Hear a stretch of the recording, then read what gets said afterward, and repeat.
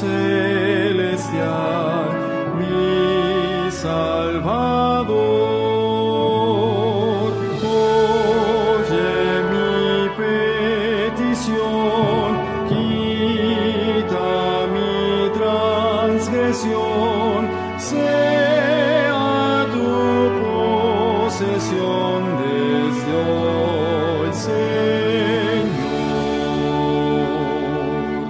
Al débil corazón tu gracia pueda dar fe y valor. Moriste tú por mí, sea mi amor a ti, puro y ferviente, así cual vivo ardor. Por senda oscura voy, no veo en derredor, mas me guiarás, enjuga mi llorar, mi noche haz brillar, y así no pueda errar de ti jamás.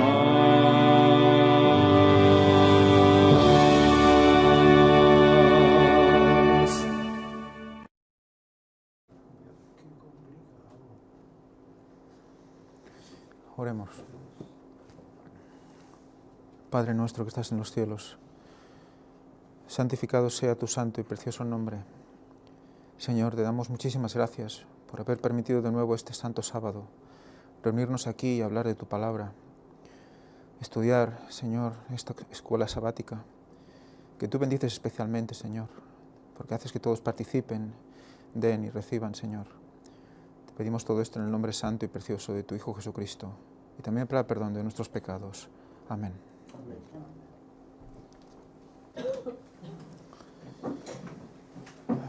Muy bien, feliz sábado a todos, bienvenidos. La lección 12 de esta semana se titula El Redentor de Job. Y ya en el versículo para memorizar, vamos a profundizar un poco en lo que nos quiere decir la palabra de Dios al respecto de la redención. Vamos a leer, en vez de Isaías 53:4, vamos a leer Isaías 53:4, pero del 4 al 6, para ver un poco el conjunto de lo que se explica aquí. Dice así. Esperad que no lo tengo. Dice así, pero no lo tengo.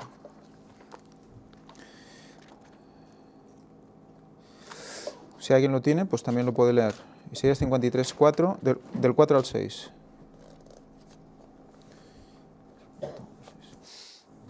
Dice, ciertamente, Él llevó nuestras enfermedades y soportó nuestros dolores, y nosotros le tuvimos por azotado, por herido de Dios y abatido. Mas Él fue herido por nuestras transgresiones, molido por nuestros pecados. El castigo de nuestra paz fue sobre Él, y por sus llagas fuimos nosotros curados. En la mayoría de las versiones dice por su llaga fuimos nosotros curados. De hecho, si buscáis el interlineal, pone por su llaga, es singular, singular femenino. La traducción correcta sería por su llaga fuimos nosotros curados. Todos nosotros nos descarriamos como ovejas, cada cual se apartó por su camino, y Jehová cargó sobre él la iniquidad de todos nosotros. Fijaros cuando dice, ciertamente llevó él nuestras enfermedades y sufrió nuestros dolores.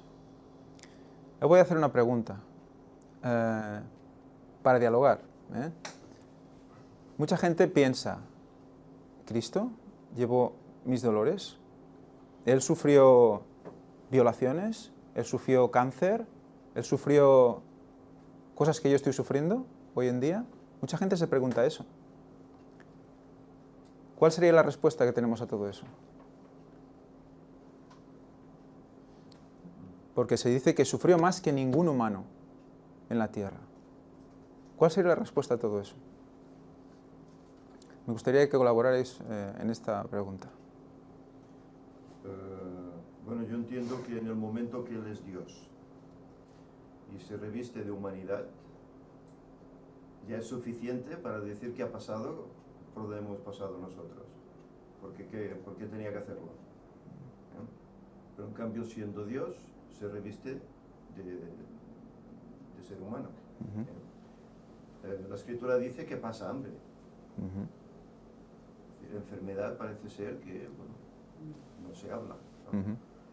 Pero sí que en el momento de su captura, de su juicio, es flagelado no una, dos veces, 40 azotes, dos veces.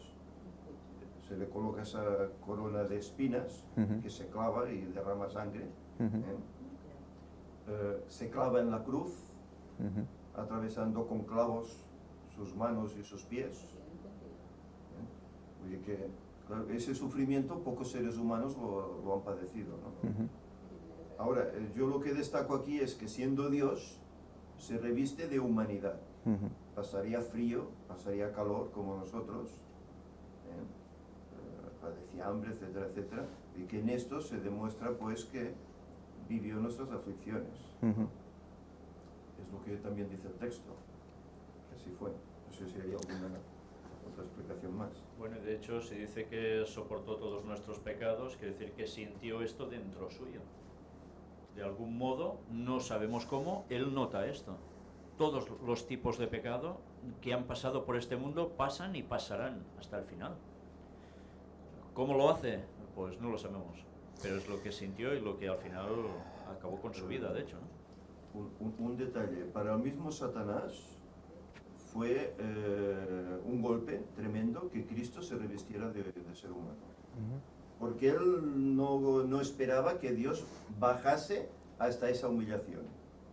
Él aseveraba que Dios era orgulloso, que tenía una ley imposible de guardar y que no comprendía al ser humano, que es lo que la lección muestra, ¿no? Que no comprendía al ser humano sus deficiencias, ¿no?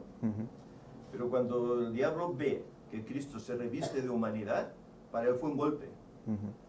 Entonces vio cómo dejó esa divinidad y se humilla hasta ese extremo.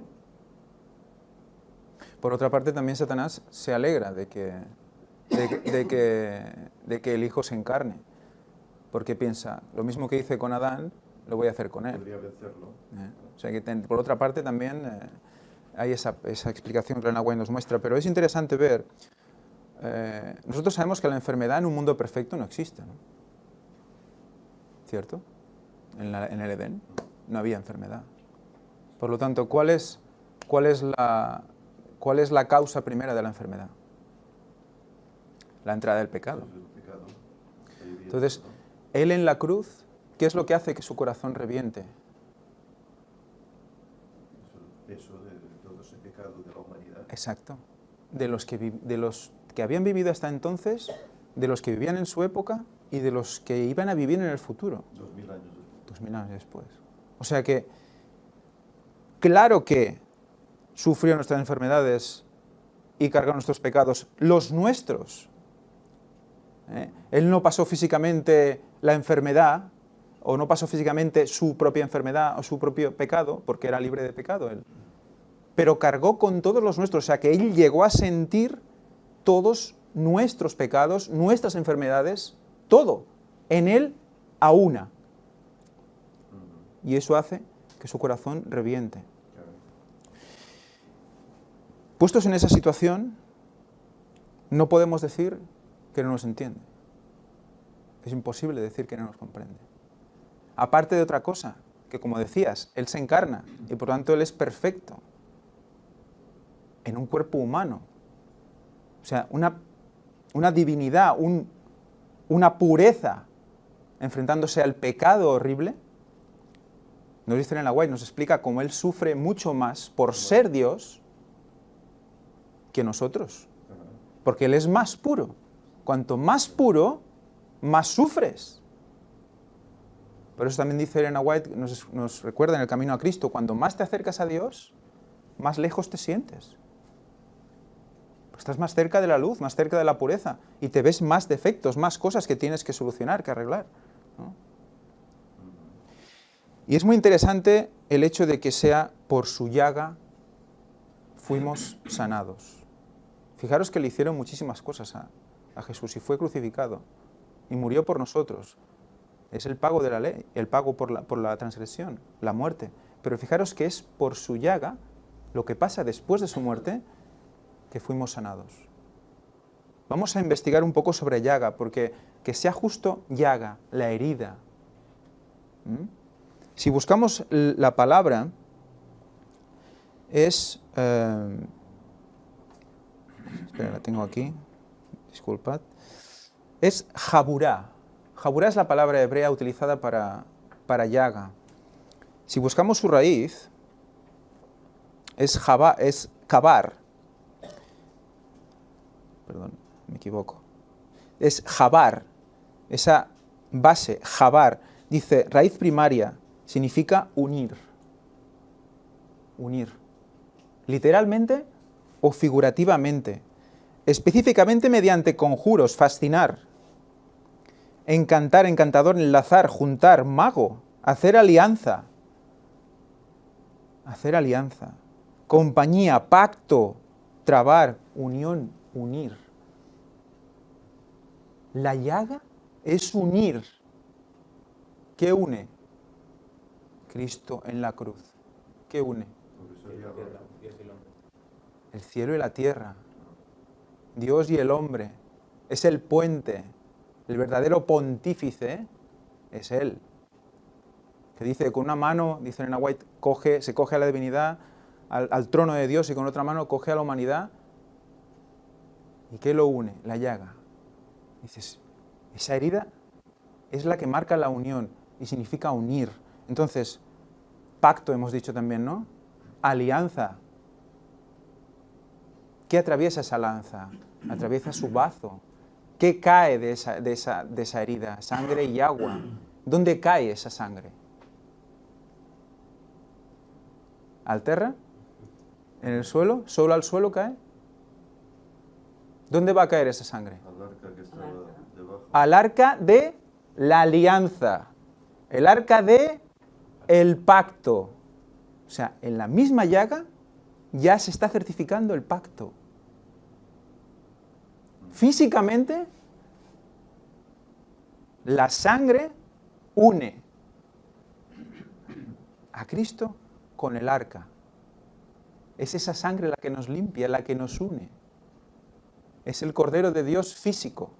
Sin esa llaga, no es Mesías. Es curioso, ¿eh?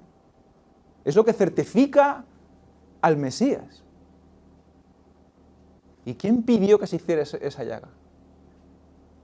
¿Quién pidió que se comprobara la muerte de Cristo? ¿Quién fue? Los fariseos. Ellos mismos fueron utilizados por Dios también. Formaron parte de su propia perdición y parte de la profecía. ¿Y recordáis esa llaga, cómo significaba esa relación con el sábado, esa relación con la venida de Cristo? Lo estuvimos presentando. Todo está ahí. Resulta que era en Habacuc 3.4, recordáis que hablaba, Elena White recordaba que Habacuc 3.4 está mal traducido, que dice que en la mano está el escondedero de su poder. Y Elena White dice que no, que es costado. Y llaga también. Costado, en su costado. Sí. Side. En el costado está el escondedero de su poder. En su costado es de dónde sale. Dice que salen, dice cuernos, poder, en algunas traducciones. Pues Habacuc, tiene la misma raíz que Jabar. Si lo buscáis en la Strong, es la misma raíz. Justo en Habacuc habla de Jabar, de la llaga. O sea, todo está combinado, todo está unido. Unir. Si no estamos unidos como pueblo, no estaremos escondidos en su llaga. Es esa herida que nos mantiene unidos. Tantas veces los nombres dan un significado ya a lo que era el mensajero para dar el mensaje. Es impresionante. Es impresionante. Y es paradójico que en la Iglesia yo, por lo menos mi experiencia de iglesia que he tenido a través de 40 años, nunca haya oído un sermón sobre el costado, sobre la llaga, nunca. Siempre se ha hablado de la cruz, pero nunca se ha mencionado la llaga, el costado herido. Impresionante, eso no, es que es determinante. Es decir, que es una verdad que el Señor está mostrando hoy, que su pueblo aún no conoce. Sí, El pueblo de Dios. bueno, sí, sería el pueblo establecido, porque es que está explicado y además no solo por la traducción del hebreo, sino por la simbología de los descubrimientos de Ron, o sea, físicamente. La arqueología nos lleva a eso, ¿no? Y es muy interesante todo ello, no sé, es para pensar.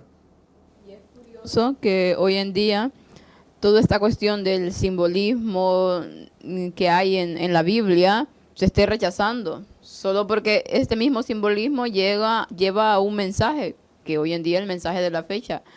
Pero la mayor parte de los adventistas del séptimo día dicen que esto no importa, que para qué tanto, de hecho ponen algunas citas de Elena White que supuestamente quieren decir que no deberíamos de poner atención a simbolismos, genealogías y todo este asunto. Y más sin embargo, nosotros vemos que cada cosa que está en la Biblia está por algo, obviamente, Dios lo ha dejado por algo y nos quiere mostrar y nos quiere enseñar muchas cosas. ¿Pero qué? Nosotros cerramos nuestra mente con prejuicios. ¿Por qué? Porque solamente porque no estamos de acuerdo con un tema, resulta que ese tema, pues a mí no me conviene, no lo quiero ver. Y por lo tanto todos los demás simbolismos van a parar a la basura. Por lo tanto el santuario va a parar a la basura porque es un tema de simbolismo. Y es muy triste ver a personas que supuestamente saben tanto, entre comillas, pastores, qué sé yo, gente estudiadores de la profecía, que digan que esto no importa, que no deberíamos de poner atención, que solamente el amor de Cristo y ya está. Está escrito en Isaías 53. Si aceptamos Isaías 53 como la profecía de la muerte de Cristo, Isaías fue mucho antes de Cristo y explicó todo lo que iba a sufrir Cristo. Y Cristo lo cumplió a la perfección. Esta parte no la vamos a coger, esta parte también está explicada ahí. Por su llaga fuimos sanados. O sea que hay realmente algo profundo en esa herida y que abarca mucho más. Y creo que vamos a ir viéndolo conforme vayamos acercándonos al tiempo final. Sí, pero no sé si... Sí, quería decir... se me ha ido. Esto este texto, que por su llaga fuimos nosotros curados, siempre se menciona que es los clavos, ¿no? La herida de las manos y los pies, ¿no? Porque se ha traducido en algunos lugares como sus heridas, pero en realidad es su herida. Es muy curioso. Y en la mayoría de traducciones es su herida. La auténtica traducción sería esto, la llaga del costado, no Su de herida. las manos y los pies, sino del costado. Esa es la más simbólica. Evidentemente, todas están mostrando que Él sufrió por nosotros. Pero concretamente de esa es donde sale el último reservorio de sangre, da toda su sangre. Si no hay esa perforación, no puede dar toda su sangre, como también está explicado. Como el cordero también se sacrificaba y se sacaba toda su sangre. Si no hubiera habido la perforación, no hubiera sacado toda su sangre. O sea, es muy significativo. También el hecho de que sea la sexta herida que recibe. Porque tenemos la de la cabeza, las manos, los pies. Son 5 perforaciones y queda la sexta. Es muy curioso. O sea, cuando nos dice que es como que nos tenemos que esconder en esa llaga para ser del pueblo final. Si no volvemos a nacer por ahí, no vamos a recibir la lluvia tardía, etcétera, etcétera, ¿no? O sea, siempre, ¿por qué ahora conocer todo esto? ¿Por qué el arca del pacto ahora conocer todo esto? ¿Por qué Ron ahora? Digo ahora, pues son hace 30 o 40 años, pero puesto en la historia es el final del tiempo, ¿no? Algo corre alrededor del tema de la llaga, ¿no? ¿Qué más dice? La lección dice, y quitó Jehová la aflicción de Job cuando él hubo orado por sus amigos y aumentó al doble todas las cosas que habían sido de Job. Bueno, esto ya lo estuvimos hablando alguna vez. cómo esa oración intercesora es la que hace que también tú te sientas mejor y tú recibas bendición del Señor, ¿no? ¿Sabéis lo que significa Job? ¿Alguien lo ha buscado, Job? Lo digo porque es fácil buscar estas cosas. No sé si todos los que tenéis móvil, hay una aplicación que se llama My Bible y aprovecho para que la podáis descargar y veréis que ahí es fácil de encontrar todas estas cosas. Y si algún nombre os da vueltas por la cabeza y veis que algo tiene que significar, normalmente significa algo. Job, que hemos dicho que representaba a quién, a Cristo mismo, ¿no? Era como una analogía de Cristo mismo, del sufrimiento de Cristo. Pues Job significa odiado. Odiado. Como Cristo. Odiado. Y dice que del concepto de perseguido, como Cristo, pero también como quién, que también hemos dicho que Job representaba. Ojalá. Bueno, sí, todos. Quiere decir que los 144.000, esos que serán odiados y perseguidos, ¿no? Hasta el final. O sea, el pueblo de Dios. La lección del domingo habla de la frase, mi Redentor vive. Bueno, ya estuvimos hablando sobre ello, ¿no? Cómo era curioso que ya en Job, en ese libro que se escribió antes que Génesis incluso, dicen, estuviera tan presente el concepto de la redención, ¿no? Más abajo nos hacen leer Juan 1, del 1 al 14, y ese sí me gustaría que lo pudiéramos leer. Juan 1, del 1 al 14, si alguien lo tiene, lo encuentra antes que yo.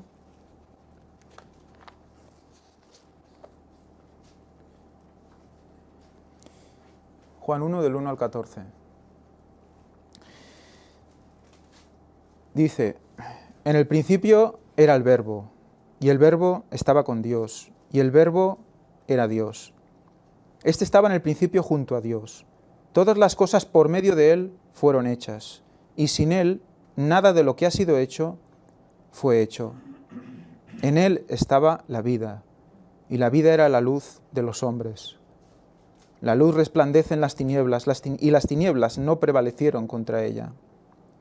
Hubo un hombre enviado de parte de Dios, el cual se llamaba Juan. Este vino para testimonio, para dar testimonio de la luz, a fin de que todos creyesen por él. Interesante esto, ¿eh? Juan era ¿quién? El segundo Elías, ¿no? Habrá también el espíritu de Elías, en el tercer Elías. También tendrá que hacer esto, ¿verdad? Ese mensaje del tiempo final será ¿para qué? Para que todos crean por él. Ese mensaje, todos tendrán que pasar por él. O sea que abracemos la verdad presente porque ese es el mensaje que nos va a acercar al Señor, a prepararnos para su venida. Es lo que está diciendo aquí. No era Él la luz, sino para dar testimonio de la luz. El Verbo era la luz verdadera, que alumbra a todo hombre que viene a este mundo. Estaba en el mundo y el mundo fue hecho por medio de Él, pero el mundo no le conoció. Vino a lo que era suyo y los suyos no le recibieron. Pero a todos los que le recibieron, a los que creen en su nombre, les dio potestad de ser hechos hijos de Dios, los cuales no han sido engendrados de sangre, ni de voluntad de carne, ni de voluntad de varón, sino de Dios. Y el Verbo se hizo carne y habitó entre nosotros, y vimos su gloria, gloria como la del unigénito del Padre, lleno de gracia y de verdad. La lección nos hace reflexionar, ¿no? Cómo aquí vemos en estos versículos la creación y la redención juntas. En los primeros versículos habla de la creación, es decir, por Él fueron hechas todas las cosas, y luego lo une con la redención. Pero es muy curioso que en estos dos versículos que hemos comentado, hubo un hombre enviado de parte de Dios, del cual se llamaba Juan, y este vino para testimonio y para preparar al pueblo. Fijaros qué versículos son, es muy curioso, porque estamos hablando de que representa también al tercer Elías. Son los versículos 6 y 7. Versículos 6 y 7. Es muy curioso porque en la lección vamos a ver cómo hay versículos que otra vez nos están como marcando, numerologías de versículos que nos marcan las zonas. Es muy interesante. Y dice que el Verbo era la luz verdadera. ¿Qué es el Verbo? ¿O quién es el Verbo? El Verbo es Cristo Jesús. ¿Y el Verbo como palabra qué quiere decir? Bueno, Bueno, la palabra que quiere decir acción, sí, también. Pero si tenemos que la palabra es Dios o es Cristo, cuando nosotros sabemos la palabra de Dios, el libro, la palabra está escrita aquí. O sea, que estamos ante Cristo. El verbo era Dios.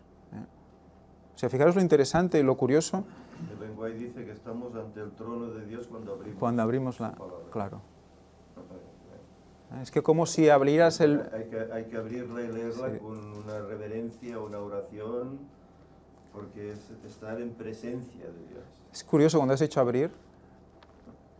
Claro, ¿qué pasó cuando Cristo murió? El velo se rasga, ¿no? ¿Y que tenemos acceso libre a dónde? Al lugar santísimo. Porque a través del velo, ¿y el velo qué es? Su carne, ¿verdad? Es curioso, ¿no? Que tengamos que abrir para llegar al trono, ¿no? A través del velo llegamos al trono. Y Él representa también esto. O sea, es muy, muy bonito lo que acabas de decir. Y vamos un poco a mencionar lo que es el tema de la redención. Muchas veces quizás hablamos de redención y no buscamos lo que quiere decir. Y es muy interesante ver lo que significa redención. Porque redención, nosotros siempre pensamos con librar, rescatar, también significa comprar. ¿Qué pagó? ¿Cómo pagó Él? Aparte de con su muerte, ¿cómo pagó? ¿Qué dio a cambio? Toda su sangre. Su sangre.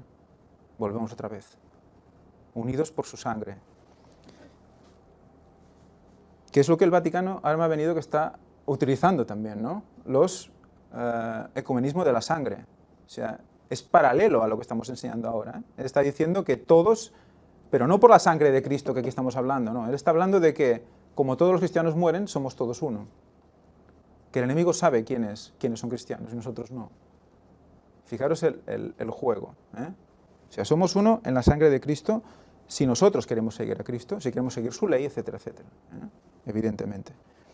Pero fijaros, hay una definición de redentor dentro de la misma Strong, de la palabra, que dice casarse con la viuda, con su viuda, con la viuda de un pariente, para redimirla.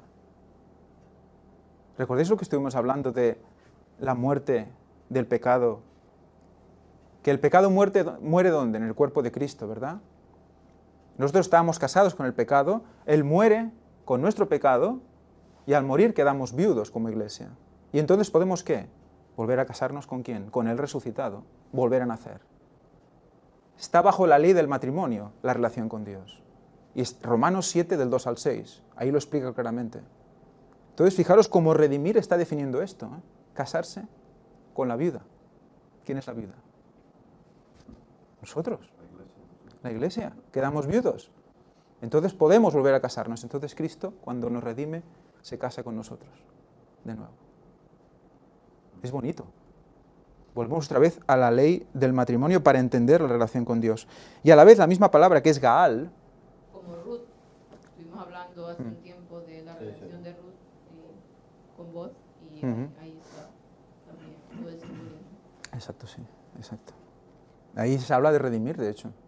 La misma palabra se utiliza para ello. Y la misma palabra que es Gaal, que se escribe igual y todo, se puede utilizar pues para decir todo lo contrario. Es muy interesante, es repudiar, profanar, inmundo. Porque cuando Dios muere por nosotros y nos redime,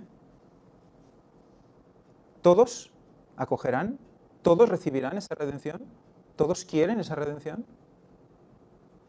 O sea que va a haber gente que se querrá casar con Dios, gente que será repudiada porque no querrá casarse con Dios.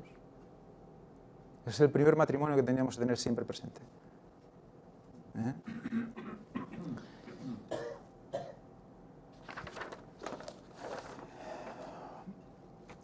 La lección del lunes nos hace leer una cita de Elena White del Comentario Bíblico Adventista. Dice: Cristo no tomó sobre sí una humanidad solo aparente, tomó la naturaleza humana y vivió la naturaleza humana. No solo fue hecho carne, sino también fue hecho semejanza de carne de pecado. Nos recuerda el Comentario Bíblico. Dice la pregunta, piensa lo que significa que Jesús haya tomado la humanidad. ¿Qué nos debe decir eso acerca de cuán estrechamente puede Él identificarse contigo en cualquiera de las luchas que estés afrontando ahora? Ya lo hemos hablado, cómo ese dolor Él lo sentía más poderosamente, por el hecho de ser Dios. Humano, pero puro. En la lección del martes vamos a leer Marcos 8:31, si lo tenéis por aquí. Marcos 8:31.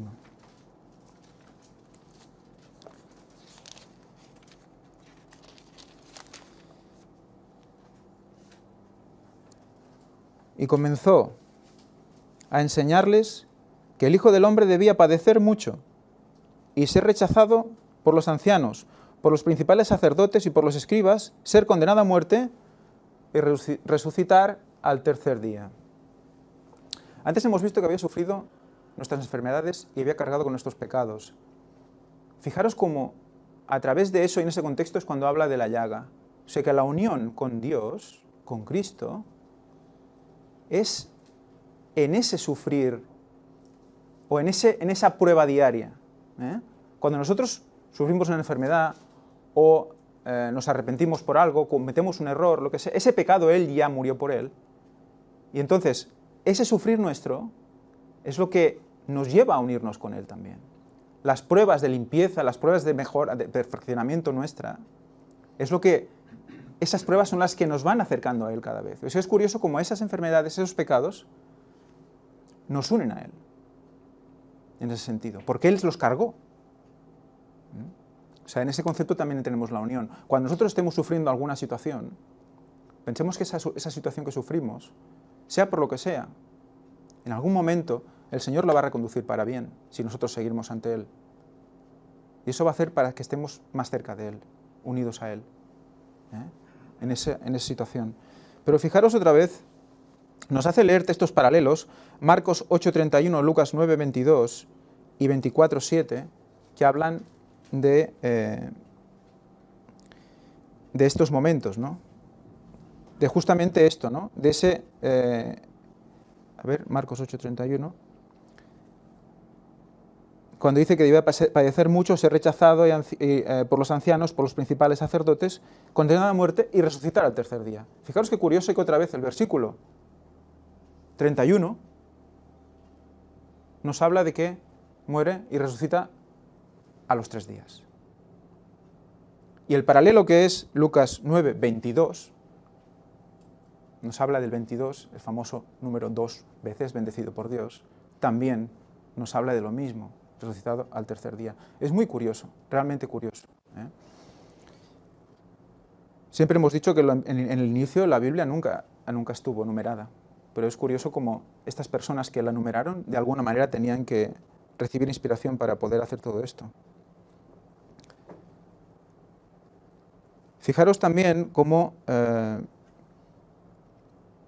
el camino a la obediencia a Dios, porque más adelante nos habla, la lección dice, Jesús tenía que morir por nosotros por causa de la obediencia a la ley, que aunque central para la vida cristiana, no es lo que salva a los caídos. Entonces nos cita Pablo, dice, luego, ¿la ley es contraria a las promesas de Dios? Dice, en ninguna manera, porque si la ley dada pudiera vivificar, la justicia fuera verdaderamente por la ley. O sea, ¿qué nos está recordando? Jesús, evidentemente, cumple la ley al morir en la cruz. Pues cumple la ley que es que el pecado, la paga de pecado, ¿qué es? La muerte. O sea, que en su vida y en su muerte, Él cumple la ley.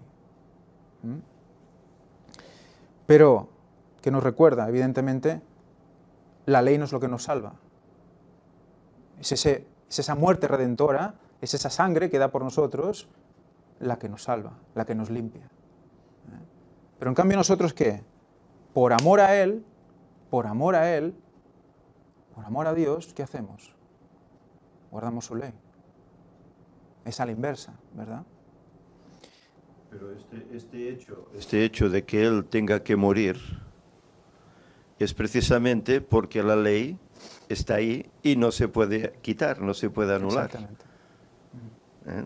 La ley demandaba muerte, que el hombre ha pecado, pues el hombre debe morir.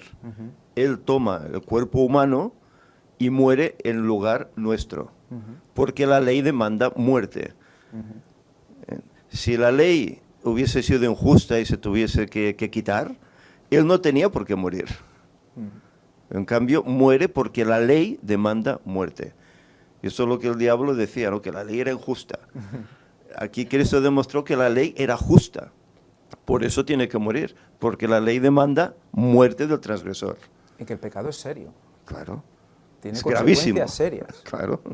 O sea, no- De muerte eterna tiene consecuencias. ¿Eh? Es decir, que para aquellos que dicen que la ley ya está clavada en la cruz, que no sirve, ¿no? Cristo muere porque la ley demandaba eso y la ley está vigente. Por eso muere. Exacto. Si no, no tendría por qué. Exacto. Y aquí un poco lo que hemos visto en Juan 1, del 1 al 14, como empezaba por la creación y acababa por la redención, vemos como es un camino, ¿no? Un camino en el cual todos debemos recorrer, ¿no? Primero nos muestra siempre en la palabra de Dios, incluso en segunda de Pedro y demás, cuando nos quiere explicar algo sobre el final o sobre Cristo, empieza por la creación.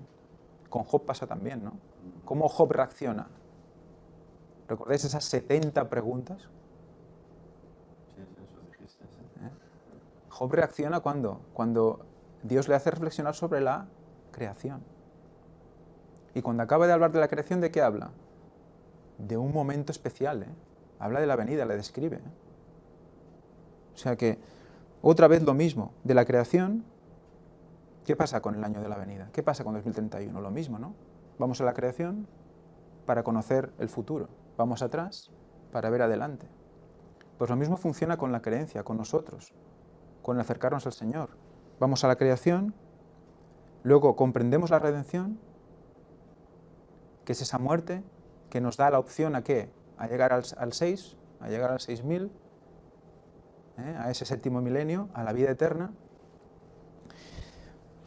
Pero cuando comprendemos esto, luego nos queda ¿qué? La vida diaria. Y la vida diaria, ¿cómo la tenemos que regir? ¿Sobre qué no la tenemos que regir? ¿Cómo hacemos para vivir? ¿En qué nos miramos? ¿En qué espejo nos miramos para seguir? Contestad. No quiero quedarme así en la... ¿Qué es lo que nos marca la vida diaria para tomar decisiones? ¿Qué es lo que nosotros pensamos si lo haremos para la gloria de Dios o no? ¿Qué es lo que nos hace decidir si lo hacemos bien o no? La ley, ¿no? La ley es lo que nos hace ver si estamos en condiciones. Es lo que nos va a hacer en cada momento ver si estamos en buena dirección, ¿no?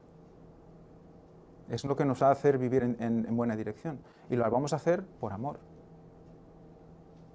O sea, creación, redención, obediencia. Cuando vemos lo que hizo, cuando vemos cuando envió a su Hijo, luego no nos queda otra que obedecer. Es la consecuencia de amar. ¿Verdad? Cuando tú estás a tu padre lo amas y por eso lo obedeces, ¿no? Esa sería la comparativa. Y fijaros cómo en esta redención,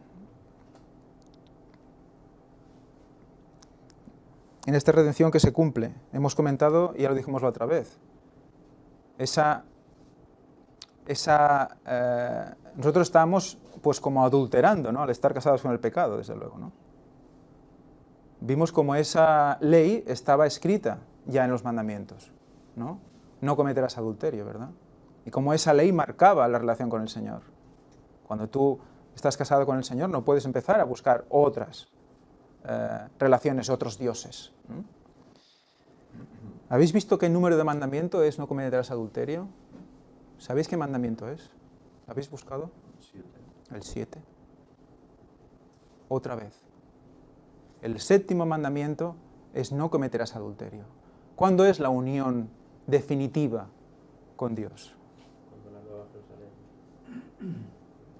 Ah, no, bueno, definitiva. Bueno, cuando ya viene Cristo, Sí, bueno, ya no hay vuelta atrás, ¿verdad? Sí. Cuando viene Cristo ya no hay vuelta atrás. Esa es la unión de Cristo con su iglesia, ¿no? con su iglesia pura, ¿verdad? Fijaros otra vez, ¿eh? El séptimo es la ley del adulterio. Otra vez relacionado con el matrimonio. Ese momento final.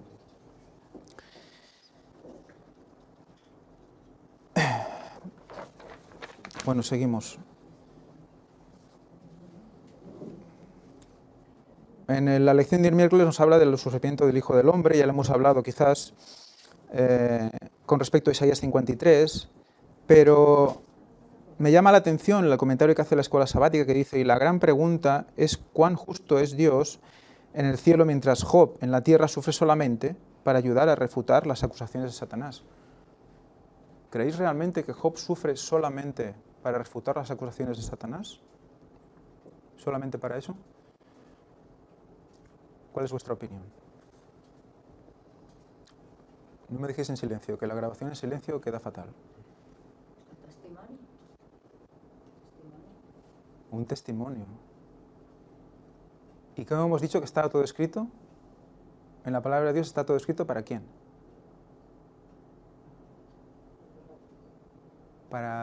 Sobre todo para los que quieren, los que han de vivir, los que han alcanzado los fines de los tiempos.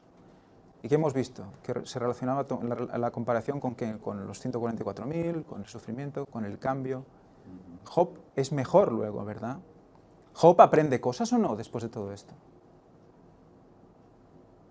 ¿Aprendió cosas Job o no? Entonces conoció a Dios verdaderamente. Job 40, ¿qué dice? Esto lo estuvimos hablando, creo que en la primera, que también, quiero recordar que me tocó.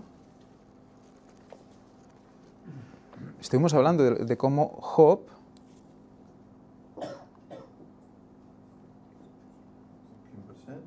no recuerdo ahora, es que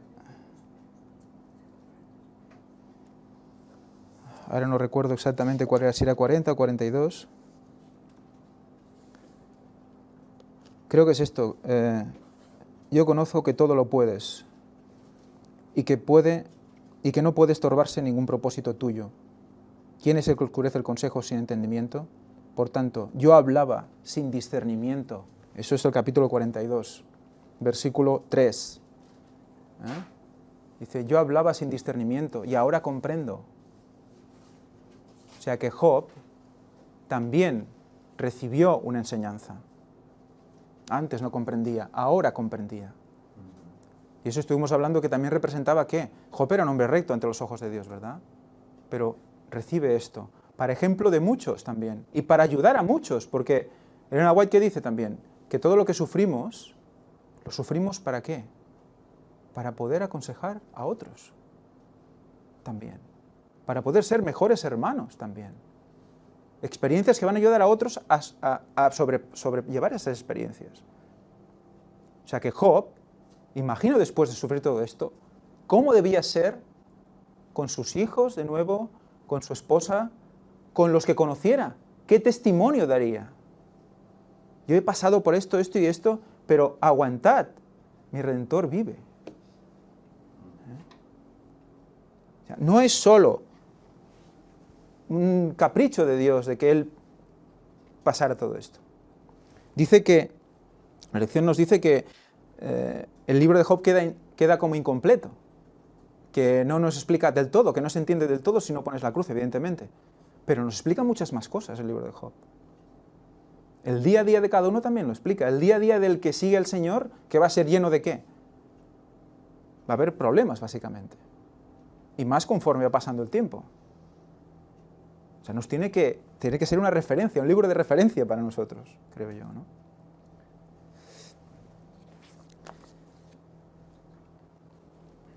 En la lección del jueves hay una cita de Elena White del conflicto de los siglos que dice, los falsos cargos de Satanás contra el carácter del gobierno divino aparecieron en su verdadera luz.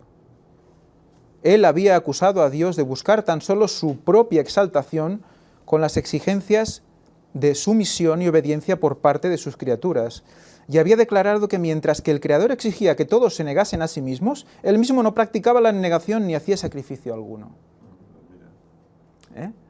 Esa era la teoría de Satanás. Entonces se vio que, para salvar a una raza caída y pecadora, el legislador del universo había hecho el mayor sacrificio que el amor pudiera inspirar. Después, Dios estaba en Cristo reconciliando consigo al mundo.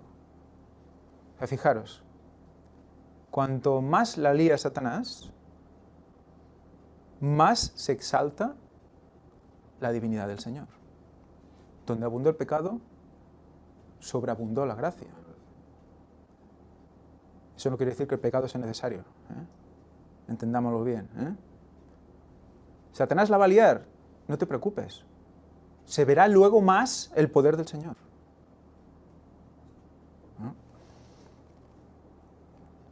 De hecho, por eso aún el pecado también está presente en la tierra, para que la gente pueda discernir entre la verdad y el error y decida por sí misma.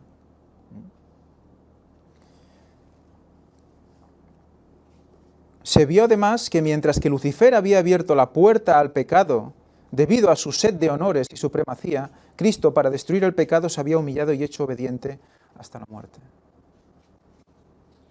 Por eso era necesario que Él muriera también. Aparte de la ley, tenía que mostrar al universo la verdad real, que Satanás mentía.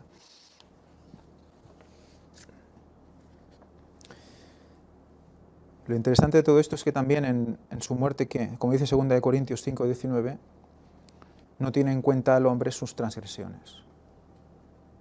No tiene en cuenta al hombre sus transgresiones. Por eso podemos siempre acudir a Él. Siempre tenemos la posibilidad de ir a Él.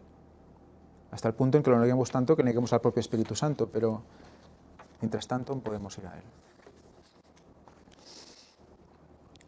Él. La lección del viernes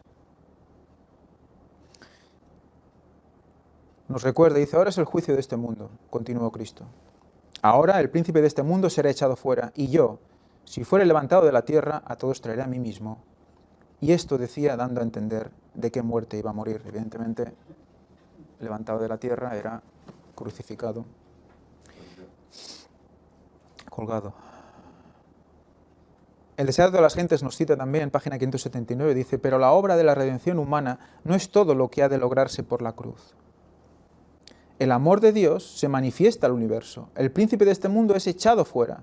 Las acusaciones de Satanás que había presentado contra Dios son refutadas. El oprobio que había arrojado contra el cielo queda para siempre eliminado.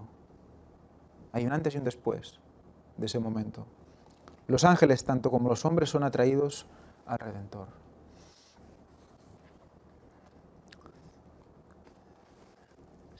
Muy bien, pues no sé si quieres comentar alguna cosa más de la lección. En principio, la dejaríamos aquí. Un poco quedarnos con todo eso, ¿no? Con el tema de esa llaga, con el tema de esa redención, lo que significa, y cómo creación, redención, obediencia son un proceso que debemos seguir para acercarnos cada día más al Señor. Las dudas que tenía Job, ¿no? Como que le decía a Dios, tú no has experimentado lo que vivimos los seres humanos, ¿no? Pues bueno, la respuesta estuvo allá en la cruz, ¿no? Exacto. Cómo se encarna y sufre lo que tal vez ninguno pueda sufrir, ¿no? Para recuperarnos. Ahí se responde a Job. Exacto. Muy bien, pues sin más, aquí acabaríamos la escuela sabática.